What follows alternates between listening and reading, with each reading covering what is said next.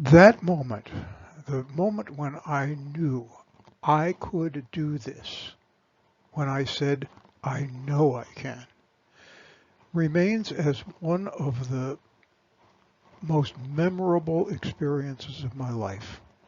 The, the satisfaction, the ego boost, the feeling of relief being 1,000 feet up in the air and 5 miles away from where I started was incredible.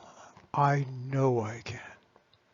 And that led to a 3 or 4 mile hike, something like 5 or 6 kilometers, that was just a happy walk.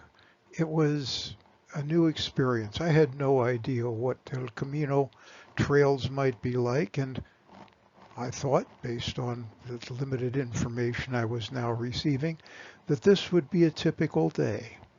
There was a lot wrong with that assumption. But what to talk about?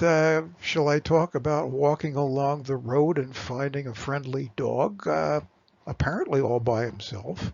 His owner showed up a moment later. It was a disconcerting and then happy experience. Should I talk about the cairns that are sprinkled along the Camino, where peregrinos and probably others have built small freestanding rock structures to say, I was here. The first time I saw one, it impressed me as a minor artifact. By my experience in August of 2022, I was frequently adding my small stone to the top of the occasional cairn that I encountered. Or should I talk about the water? Water is an important thing along El Camino de Santiago, and it's important to carry plenty with you. But my experience on this first day in the Basque country, El País Vasco, was that there was lots and lots of water around. Springs were common. Many were marked that this water was potable, and this one even had its own cup left behind for someone to use if they were not equipped.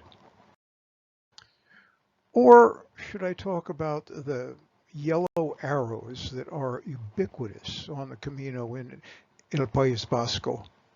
They reassure, they show the way, they tell you, yes, you are in the right place, you're going in the right direction. Or possibly the breathtaking scenery. It's impossible to discuss in any level of completeness the amount of simply breathtaking scenery that there is. Some of it is raw land, some of it is absolutely charming farmsteads. These things are everywhere. Or the hazards. There are places, even along this wide and reasonably safe road, where a misstep could have a person going down a very steep incline, an incline that this elderly peregrino was absolutely certain he would not be able to climb back up.